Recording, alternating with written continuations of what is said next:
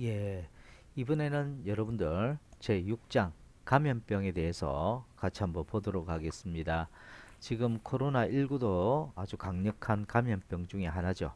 그래서 제6장에서는 감염병에 대해서 전체적으로 한번 공부를 해보도록 하겠습니다. 이 감염병이라고 하는 것은 뭡니까? 예전에는 우리가 전염병이라고 하는 것이죠. 이 감염력이 강해서 약간의 어떤 소수의 병원체로도 쉽게 감염이 되고 또 많은 사람들에게 쉽게 옮기는 이런 질병을 우리가 감염병이라고 합니다. 이 감염병에 대해서 간단하게 조금 또 내용을 한번 참고해 보도록 하겠습니다.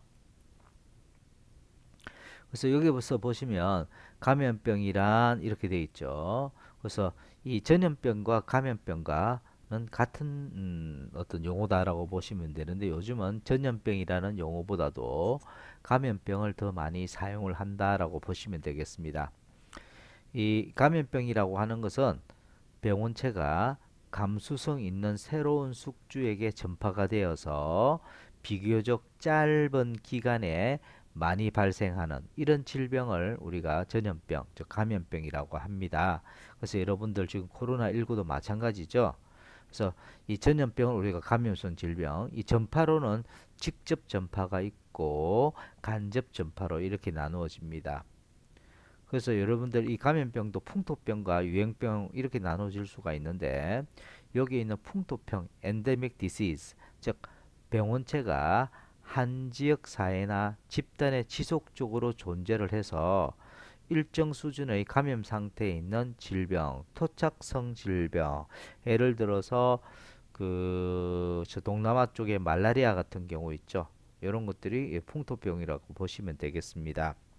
그다음 유행병, epidemic disease, 즉 지역 사회나 집단에서 평소 수준 이상으로 많이 발생하는 그러한 질병을 우리가 감염병이라고 이야기를 합니다. 그러면 이 감염병의 어떤 그 발전사를 우리가 한번 살펴보게 되면은 그 예전에 종교설 시대, 아주 오래 종교설 시대 때는요, 이 감염병이 걸리는 그 이유가 신을 벌을 내렸기 때문에, 신이 벌을 내렸기 때문에 이 감염병이 걸린다라고 또 우리가 믿었죠. 그죠? 그런 어떤 시대가 있었고, 또 점성설 시대 같은 경우에는 별자리의 이동으로 감염병이 유행하고 기아가 발생하고 정쟁 등을 예상한다. 여러분들 사극 같은 데 보면 별자리가 툭 떨어지면서 뭐 아주 중요한 인물이 뭐 태어나고 또는 죽고 한다 이런 이야기 들어보셨잖아요. 그런 식으로 이 점성설 시대 때는 별자리 이동으로 이 감염병이 유행이 된다. 뭐 그렇지 않다라는 것을 주로 판단을 내렸다라고 보시면 되겠고. 그다음에 여러분들 그 로마 시대에 보면 장기설이 뭡니까? 장이 무슨 장자죠? 나쁜 장자입니다. 기는 공기죠. 나쁜 공기에 의해서 감염이 발생되어진다라는 그런 내용이죠. 즉, 나쁜 공기가 유독 물질을 전파해서 감염병을 발생시킨다라는 그러한 시대가 되겠습니다. 특히 이때는요, 여러분들도 잘 아시겠지만 연기에 의해서 일단 이 나쁜 공기가 소독이 된다고 해서 연기 소독법을 많이 시행을 했습니다. 특히 이 시대 같은 경우에는 환경 위생을 향상시키는데 많은 공헌을 한 그러한 시대라고 볼 수가 있겠습니다.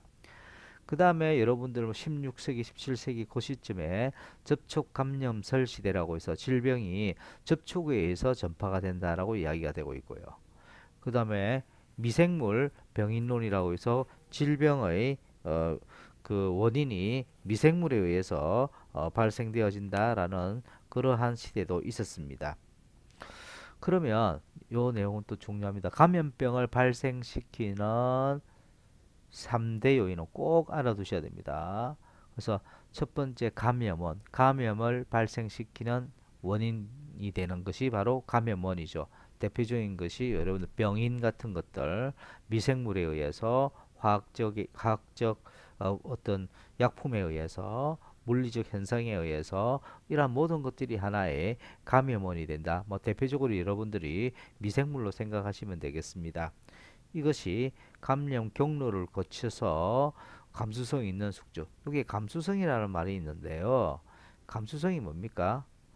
해당되는 병인을 쉽게 받아들인다라는 의미로 우리가 감수성이라는 용어를 씁니다.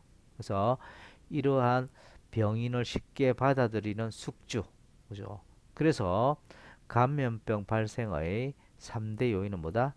감염원, 감염 경로, 감수성 있는 숙주.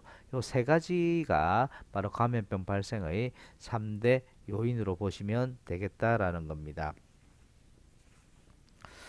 그래서 첫 번째 감염원, 병원체가 되겠죠. 즉 병원소 감염원으로 작용할 수 있는 모든 것을 우리가 감염원이라고 하고요. 그 다음에 이 감염 경로 또는 전염 경로는 감염원에게서 감수성 있는 숙주 집단으로 병원체가 운반될 수 있는 그런 과정을 감염 경로라고 합니다.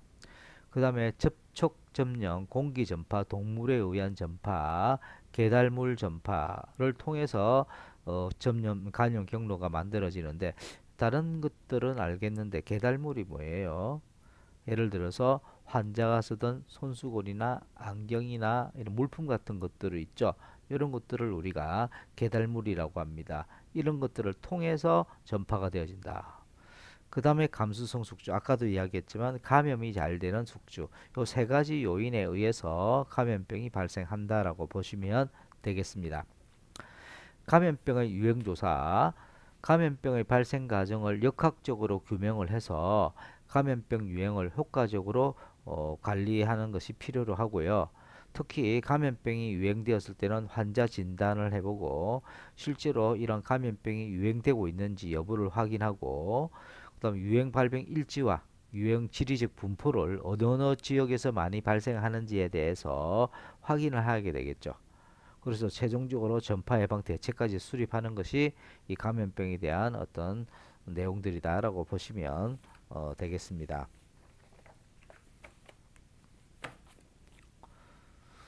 그래서 감염병은 어떻게 발생되어지는지 그 과정을 몇 가지로 이렇게 표시하고 있는데 이거 중요하죠. 이것도 꼭 좀 기억을 해 주시기를 바랍니다. 병원체에서요. 잠시 숙주로 가기 위해 저 감수성 있는 숙주로 옮겨가기 위해서 중간에 잠깐 머무르는 곳 이것이 바로 뭐다? 병원소라는 것입니다.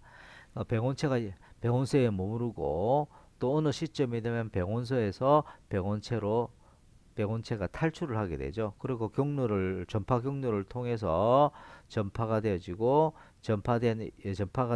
이러한 새로운 이 병원체가 새로운 숙주로 침입하게 됩니다. 침입하게 되면 이 숙주의 감수성과 면역에 의해서 감염병이 발생하는 이러한 과정을 거쳐서 실질적으로 감염병이 발생되어진다라고 보시면 되겠다라는 것입니다. 그러면 가장 첫 번째 내용, 병원체는 무엇이냐? 숙주에 침입해서 질병을 일으키는 미생물을 우리가 간단하게 병원체라고 하는데 크게 이 박테리아, 바이러스, 리케치아, 그다음에 곰팡이균 같은 이런 것들로 우리가 나누어진다. 그래서 특히 세균 같은 경우는 육안으로 직접 관찰할 수가 없을 만큼 굉장히 작습니다. 이 세균의 대표적인 것이 장티푸스, 콜레라, 결핵, 디프테리아, 백일의 나병 같은 것들이 대표적인 박테리아가 되겠고요. 바이러스 같은 경우에는 박테리아보다 더 작죠. 그래서 전자현미경으로만 관찰이 가능합니다. 그죠? 그래서 그러면 이 세균과 바이러스의 이 차이점이 뭐냐라는 것이죠. 일단 간단하게만 제가 정리해드리면 세균은 세포로 구성되어 있지만 바이러스는 세포로 구성되어 있지는 않다. 그렇게 보시면 되겠고요. 그 다음에 이 박테리아 같은 경우에는 유전 정보를 세포핵이라든지 핵양체에 보관을 하고 그 핵을 세포질이 싸고 있습니다. 그런 반면에 바이러스는 이러한 유전 정보를 체내에 그냥 이렇게 퍼져서 보관을 하고 있죠. 그리고 이 바이러스 같은 경우에는 세포질이 없습니다. 그 다음에 박테리아 같은 경우에는 DNA, RNA가 모두 존재하는 반면에 바이러스는 이 둘 중 하나만 지니고 있다라고 보시면 되겠습니다. 그 다음에 박테리아는 영양분만 있으면 살아갈 수 있지만 바이러스 같은 경우에는 숙주세포에서 떨어지게 되면 하나의 단백질 덩어리가 되기 때문에 사멸하게 된다라는 그런 특징을 가지고 있다. 그래서 제가 방금 이 세균과 박테리아의 차이점에 대해서 설명을 드렸습니다. 그래서 이 바이러스는 뭡니까? 아주 작기 때문에 전자핵미경으로만 관찰이 가능하고요. 이 박테리아는 DNA, RNA를 다 가지고 있지만 이 바이러스 같은 경우에는 DNA, RNA 중 하나만 가지고 있고 살아있는 조직 세포 내에서만 정식 가능합니다. 대표적인 바이러스가 에이즈, 폴리오, 일본뇌염, 인플루엔자, 홍역 같은 것들이 대표적인 바이러스 질병이 되겠고요. 그 다음에 리케치아라는 것이 있는데 이 리케치아는 세균과 박테리아 중간 정도 크기가 되고요. 또 한 가지 곰팡이와 같은 진균, 기생충, 후생동물 이런 것들이 전체적으로 하나의 병원체가 됩니다. 지금 제가 설명드리고 있는 부분은 감염병 발생 과정에 대해서 설명을 드리고 있는데 그 중에 첫 번째 이 병원체에 대해서 설명을 드리고 있습니다. 그죠? 다음 시간에 이 병원서부터 여기 있는 병원서부터 나머지 있는 해당이 되는 내용들을 한 가지 한 가지씩 살펴보도록 하겠습니다. 예, 오늘은 제가 여기까지 하도록 하겠습니다. 수고하셨습니다.